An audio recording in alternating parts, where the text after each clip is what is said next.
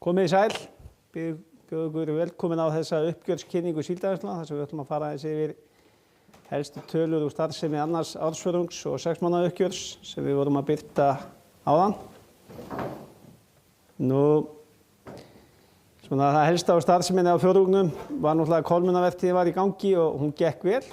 Það var styttra að sækja og veiðar gengu vel og vinnsla. Við framleiddum 14.000 tonn af mjölu og lýsi og við erum í sterku mjölu og lýsi smörkuðum. Við erum búin að selja megnið af loðnu framleiðslunni og við verðum að afhenda það inn á þessum tímabili. Við erum að sjá lítilsháttar samdrátt bolfiskmegin. Bergey Vaffe seldum við til Bergsehöf og heiti skipið í dag Bergur Vaffe 44 en Bergur dótturfélag Bergs Hugins. Við erum í miklum framkvæmdum í fiskimjölsverksmiðjunni ennþá og þær hafa verið að fullu á tímabilinu.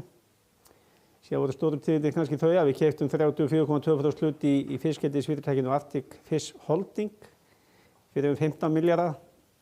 Það er laxeldisfyrirtæki með sjókvíaeldi á Vestfjörðum og hefur leyfi upp að alltaf 27.000 tonnum.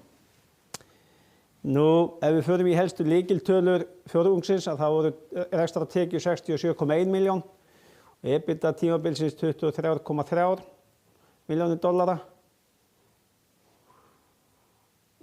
Og EBITDA prósenta tímabilsins 34,7 á móti 27,3 ári áður.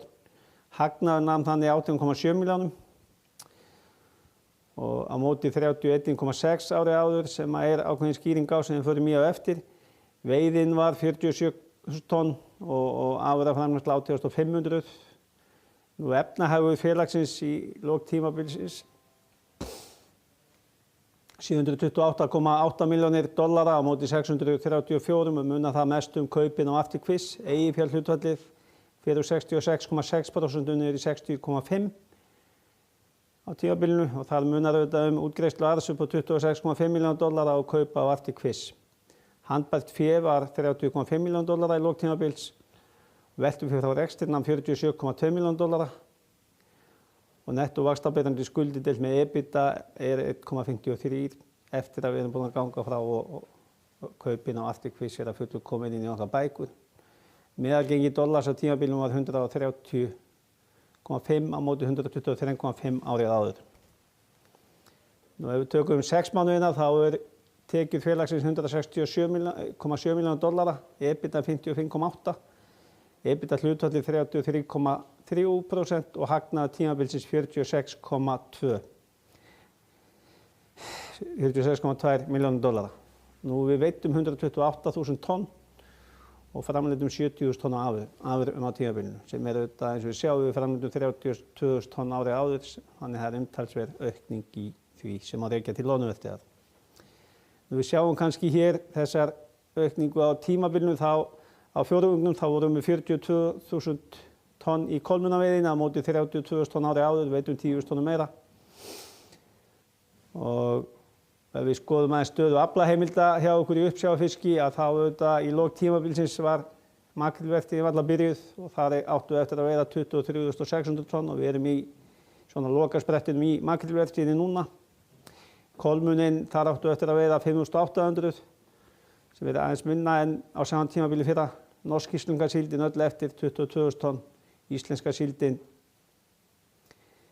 Þetta er innan fiskveiðiársins áttu eftir að veiða 1.200 tonn og síðan kemur þá úthlutun inn í nýtt ár inn í haustið. Og loðnukvóti sem var eftir 31.000 tonn eins og komið fram áður.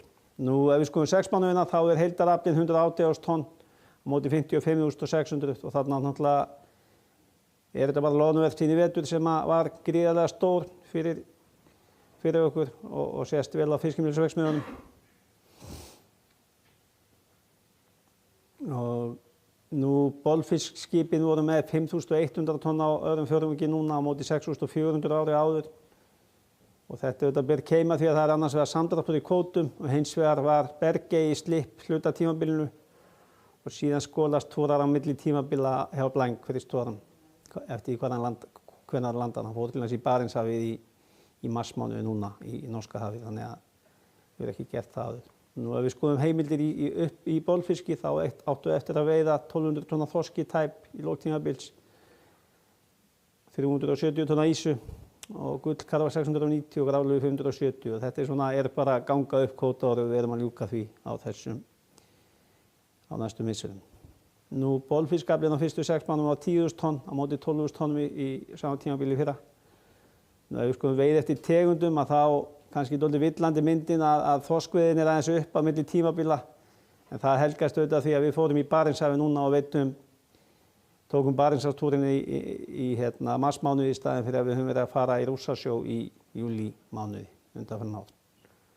Þannig að það samdráttur í ýsu, það samdráttur í ufsa, það gengi verið að veiða ufsan og samdráttur í karfa. Þannig að það samdráttur í flestum tegundum sem spilar inn í þessi 2.000 tonn.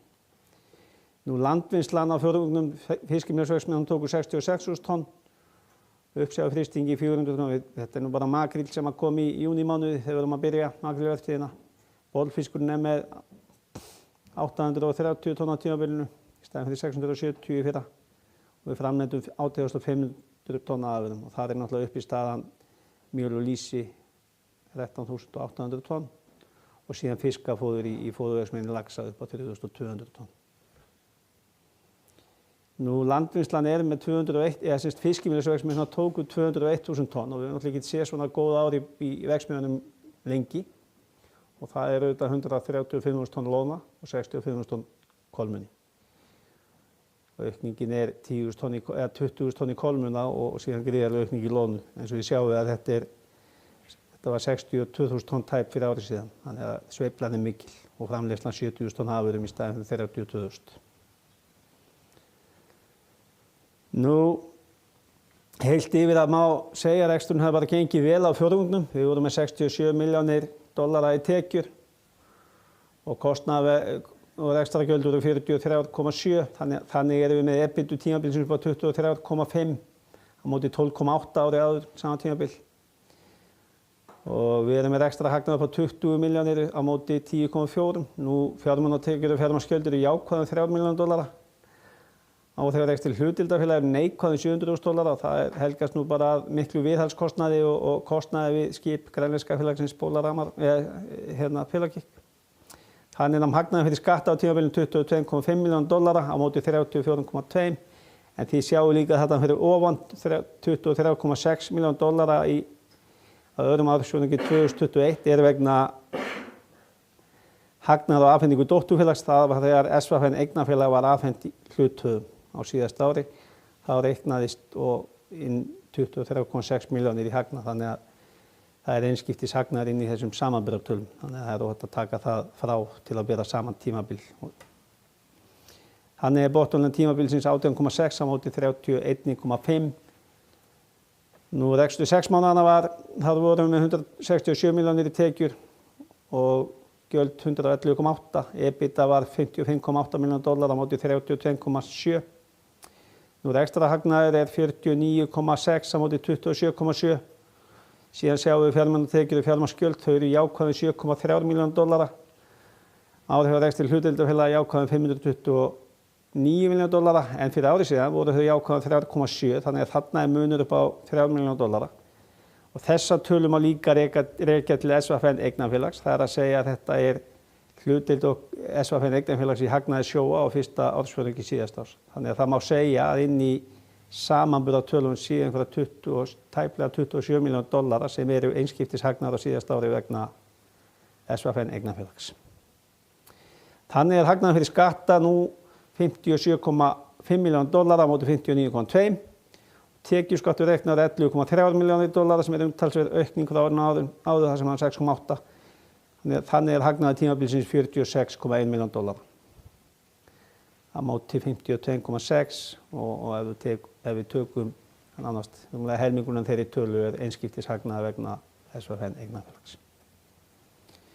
Nú við skoðum aðeins hagnaður brúnna, hlaupum við hana, þá hagnaður á öðru ársfjórðungi í fyrra var hann 31,5 og EBITDA aukning á þessu tímabili 10,5 milljónir dollara, afskriftir aukast aðeins tæpa 700.000 dollara, fjármálatekjur og fjármagnsgjöld aukast 140.000 dollara, gengismunur jákvæður 2,1 milljón dollara, verðbréf aflögu jákvæður 425, hlutdeildarfélag þar breytingum 337.000 dollara, Síðan þessi sveifla afhending dótturfélags sem er vegna SVF eignarfélags upp á $23,6 milljónir og breyting á tekjuskatti 1,1. Þannig hagnaður tímabilsins $18,6 milljónir.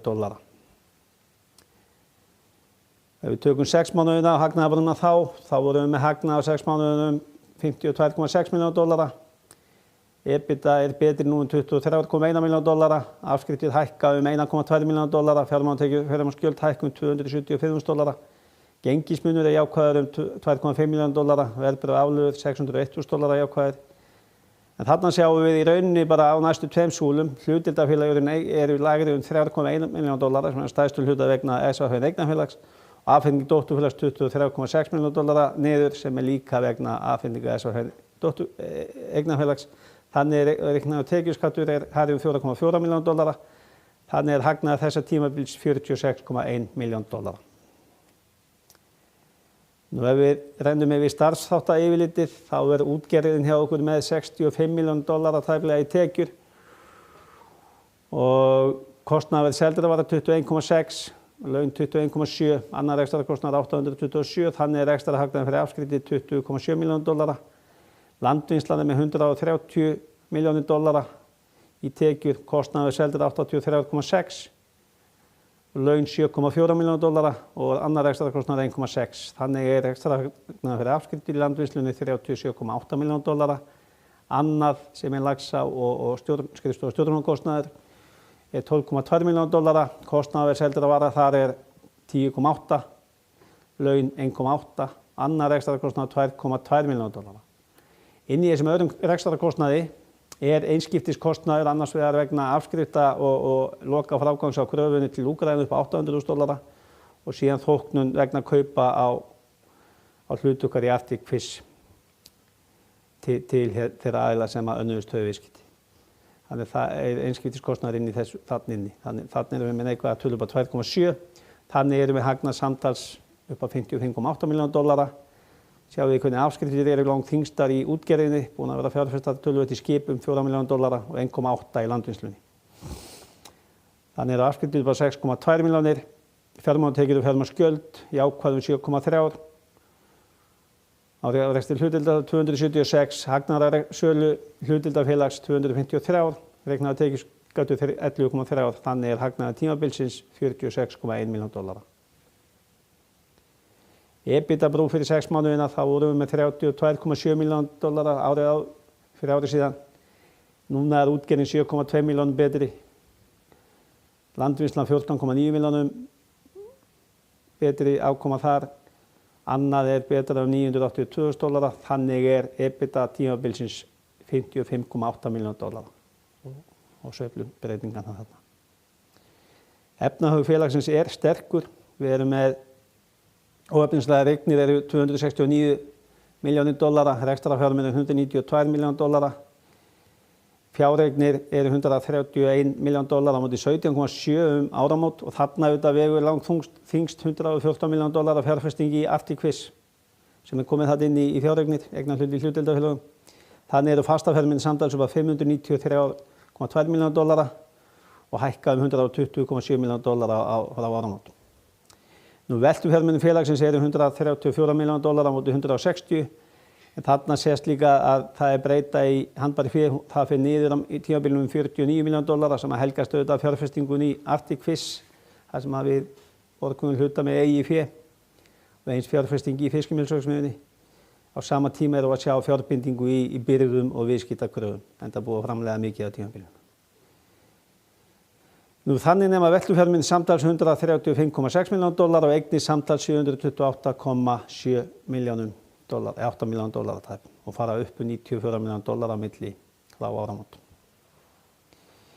Eigið fé félagsins $440 milljónir, hækkar $18 milljónir á tímabilinu frá áramótum. Nei, fyrirgefið ekki frá áramótum heldur frá frá áramótum fyrirgefið. Langtímaskuldir og skuldbindingar eru $157,9 milljónir, skammtímaskuldir nema $130,3 milljónir, skuldir samtals $288,2 milljónir, eigið fé skuldir 728. Og þarna kannski í þessum tölum helst að horfa kannski á skuldir við lánastofnanir upp á 82,7 milljónir dollara sem hækka mikið á tímabilinu. Og þetta skammtímalán sem við tókum til þess að þegar við keyptum Arctic-Quiz. Hlutirnir gerast nú stundum þannig að við höfum ekki langan tíma til að taka ákvarðanir og stíga skrefin. Og við tókum skammtímalán og höfðum innlenda banka á bakvið okkur sem þakkavert líka að þeir voru snöggir að koma til og skammtímafjármagna þessi kaup. Og unnið að langtímafjármögnun og erum í rauninni búin að langtímafjármagna stærstan hluta þessari kröfu í dag. Nú sjóðstreymið, ef við horfum aðeins á sjóðstreymisbrúna, þá var handbært upp á 79,8 milljónir dollara, veltum fyrir á rekstri á tímabilinu 47,2. Nú við erum að binda 19,7 milljónir dollara í rekstratengdum eignum og skuldum eins og ég sagði áðan, það aukast viðskiptakröfur og vörubirgðir. Varanlegir rekstrarfjármunir taka til sín 4,8 milljónir dollara. Þetta semst fjárfesting í hrognavinnslu í Neskaupstað sem við vorum í á upphafi.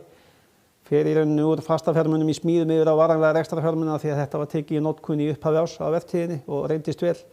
Fastafjármunir í smíðum með 10,8 milljónir dollara, það semst fjárfesting í fiskimjölsverksmiðjunni í Neskaupstað. Og það áætluð fjárfestingu upp á 40 milljónir dollara þegar allt komið og það komið í þessa fjárfesting í dag í kringum 25 milljónir dollara. Þannig að það þá 15 milljónir eftir það, þannig að við getum glöggvað okkur á það í reikningunum. Eignarhlutir í félögum, það fjárfesting með 113,2 milljónir dollara sem fjárfesting í Arctic-Quiz. Fjármögnunarhreyfingar eru upp á 52, ný skammtímalán vegna kaupa á Arctic, síðan kemur þarna móti auðvitað greiðsla af arði og afborgan langtímaskulda. Þannig handbært fé í lok tímabils með þessum breytingum öllum upp á 30,5 milljónir dollara. Nú aðeins upp á, ef við förum í framtíðina og stöðu og horfur eins og það horfum við okkur í dag, staðan fyrst náttúrulega að nefna það, komin úthlutun í bolfiskheimildum, það sem aflaheimildir síldarvinnslunnar líta svona út fyrir næsta fiskveiðiár. Þorskurinn niður sem auðvitað miður að við séum ekki að sjá þorskstofninni rétta betur úr sér og séum ennþá í þessari brekku með hann. Ísan upp á milli tímabila sem kemur sér vel þar sem við erum stórir í aflahlutdeildum í ýsu og í gegnum meðal annars dótturfélag okkar Berghauginn í Vestmannaeyjum. Þannig að við förum 400 tonn niður í þorski, við erum að fara þarna, það 1400 tonn, 1500 tonn upp í ýsu, uppsinn lítillega niður 300 tonn. Gullkarfinn niður, það svona töluvert mikil vonbrigði með karfastofninn að við séum ekki að sjá meiri vöxt í honum þar sem veiðar og annað gengur vel í karfa, það gengur vel að sækja karfan, grálóðan svipuð. Íslenska síldin lítillega niður frá síðasta ári sem auðvitað ákveðin vonbrigði því að mannum finnst vera töluvert af síld og menn hefur gengið vel að veiða hana, en hún 10.400 tonn og það auðvitað jákvætt að sjá íslenska síldastofninn vera rétta við sér eftir sýkingu undan sem við munum alveg eftir. Og aðeins í lokin í mörkuðum að makríll salan svona fer ólega á stað eins og bara hefðbundið á makrílvertíðum en svona að þreifa fyrir sér. En ég finna að það mikil eftirspurn, útlitið gott á öllum okkar helstu mörkuðum, þannig ég held að muni ganga vel að selja og gera upp þessa sala mun ganga vel. En ástæða ætla annar. Eru lítilega upp í dollurum frá síðasta ári, þannig að sala á síld, við eigum ennþá síld frá síðustu vertíð, þannig að kannski erfitt að segja að sé mjög bjart framöndan, en það gott útlít á síldamörkuðum og menn eru svona frekar bjartsýnir inn í haustið. Það verið að biðja síld og loðnan, við erum búin að selja all okkar loðnu inn á Austur-Evrópu og verður vissilega niður frá síðasta ári en samt mjög viðunandi verð í sögulegu samhengi og í rauninni ótrúlegt hvernig hefur spilast úr Austur-Evrópu að miða við það ástand sem þar hefur ríkt. Loðna í Asíu, það búið að selja alla heila loðnu vertíðarinnar og afhenda og á góðum verðum. Loðnur og högnin, þar eru að selja framleiðslu vertíðarinnar og það verður að segja alveg eins og að verðin hækkuðar og eru bara mjög há og menn hafa verið að kvóta mjög há verð en að sama skapi hefur verið hægt á söluna, þannig að hefur verið hægara með sölu þar og við eigum aðeins óselt af loðnur og högnum. Mjöl og lýsismarkaðir eru sterkir og það bara verið stöðugir í sumar. Við erum að sjá þá í hæstu hæðum með svona sögulegt útlit. Og ég held að sé engin ástæða til að ætla annað en að það sé framundan ágætis ári í mjöl og lýsi þó að haustið sé alltaf þannig að verð gefa eftir og eftirspurn. Einfaldlega út af því að það minni neysla á haustin heldur en á vor og sumarmánuðum. Það svona trendi sem við þekkjum. Bolfiskafurðir, þar hafa sölur gengið vel, sjófrystur fiskur hefur verið að fara og verið á mjög háum verðum, sérstaklega þorsk og ýsuafurðir inn á Bretland. En menn að spá því að toppnum sé náð þar og sé það aðeins farið að þyngjast í sölum þar en verðin búin að vera mjög há. og almennt maður segja bolfisksölur að það gengur vel að selja flesta okkar fiski. Nú við erum búin að veiða 29 tonna makríl á þriðja ársfjórðungi, það að segja í þessu veiðisamstarfi sem við erum, það ekki allt okkar skip, við erum í samstarfi við skip Samherja Vilhelm, þannig að við erum með 4 skip í 5 skip á tíma í veiðisamstarfi sem er grundvöllur af því að hafi náðst einfaldlega að veiða þennan makríl og hefur skipt sköpum bæði við að koma því sem við höfum komið heim. En auðvitað vertíðin búin að vera erfið og allt yfir 600 mílur að sækja fiskinn og gæðin hafa verið erfiðar en undanfarin ár. En ég tel að við séum komin og að spilast ágætlega úr þessar meðal aðstæður og við séum komin á lokasprettin í þessari vertíð. Nú ef við förum aðeins betur í fjárfestinguna sem við vorum með hlutafund hér áðan að samþykkja hlutafjáraukningu vegna kaupa á Vísir. Vísir er öflugt fjölskyldufyrirtæki með langa sögu, stofnað 65, gerir út 4 skip í Stórakerfinu og 2 báta í Krókaflamarkinu. Það rekur hátækni frystihús búin að fjárfesta í mikilli bolfiskvinnslu í Grindavík sem við teljum vannýtta.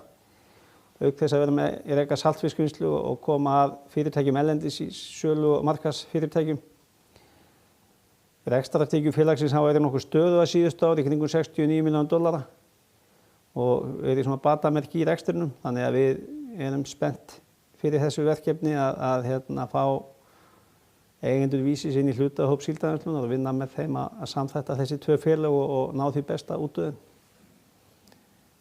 En aðeins bara til þess að þið glöggum ykkur á efnahag í Síldarvinnslunni, við sérlega settum hann tölur í dag áætlaðar út á hluthafafundinum, áætlaðar út frá 3 mánaða uppgjöri, en nú er sem búið að samþykkja birta 6 mánaða uppgjör sem við erum að fara yfir hér, þannig við höfum réttar tölur í því. Og efnahag félagsins stækkar úr $728 milljónir en $986 milljónir við þessi, ef að þessum samruna verður, eða þegar að það er fyrirverið náttúrulega samþykki Samkeppniseftirlitsins. Þessar tölur miðast við 12 mánaða eða áramótatölu Vísis og þá 6 mánaða tölu Síldarvinnslunnar. Netto vaxtabærandi skuldir aukast úr $165 milljónir í $301 milljónir. Eiginfjárhlutfallið fer úr 60% við 55% við þessi kaup í samstæðunni. Og netto vaxtabærandi skuldir deilt með EBITDA fara úr 1,53 í 2,45. Þannig ég held að þessi hlutföll séu vel viðunandi. Og það að fara í 55% eiginfjárhlutfall, við erum ennþá með mjög sterkt félag í höndunum og sterkan efnahag til að takast á við framtíðina og það munum við gera. Og í arðgreiðslustefnu félagsins er talað að EIF fari ekki undir 50% lágmarki, þannig að við erum innan þeirra marka líka. Þannig að það sé mikilvægt að allir glöggvi sig að því. Þannig að svona mun efnahagur félagana líta út eftir að ef þessi samruni gengur eftir og þegar honum er lokið, en þetta miðast við áramótatölu Vísis. Og við mat á kaupverði Vísis var stuðst við sjóstreymisaðferð og unnið með ráðgjöfum fyrirtækja ráðgjöf Landsbankans við það mat. Og við vorum með ársreikninga Vísis til grundvallar, upplýsingar félagið og aflahlutdeild þess. Og niðurstaða kaupverðsins var sú að hlutafé Vísis var til núvirðis að framtíða sjóstreymi Vísis með til vaxtabærandi skulda og miðað við núverandi rekstur þess. Og við teljum að með þessu skrefi séum við að grípa það tækifæri sem við svo sem kynntum í skráningu félagsins að við hefðum, það er að segja vaxa innan íslenska fiskveiðistjórnarkerfisins, við erum þá komin upp undir þak þar. Við teljum tækifæri til að auka betur nýtingu á hátæknivinnslu í Grindavík og samþætta hluti þar með bolfiskheimildum Síldarvinnslunnar. Við höfum ekki fjárfest mikið í vinnslum eins og þið kannski viti. Við teljum tækifæri í endurnýjun og samnýtingu skipaflotafélaganna beggja, það megi gera betur þar í nýtingu á fjármunum. Teljum að vera samlegð í sölu og markaðsmálum og það er auðvitað töluvert samlegð í sjávarútvegsfyrirtækjum eins og Vísi og Síldarvinnslunnar að samnýta stoðdeildir eins og skrifstofu og yfirstjórn, gæða, öryggismál, svo eitthvað sé talið, starfsmannamál. Við teljum okkur eiga að geta náð aukinni framlegð í krafti stærðar hagkvæmni og hagkvæmari.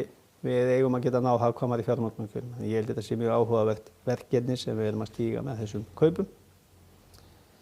Ég ætla ekki að hafa neitt meira þetta að segja. Ef það er einhverja spurningar þá er ég til í að svara þeim núna. Er einhverja spurningar komnar inn á neti? fjárfestir@sva5.is. Svo er ekki þannig að þá læt ég bara þessari fjárfestakynningu lokið og þakka ykkur sem að komuð og fylgdust með, bæði á netinu og hér í salnum og eigið góðan dag.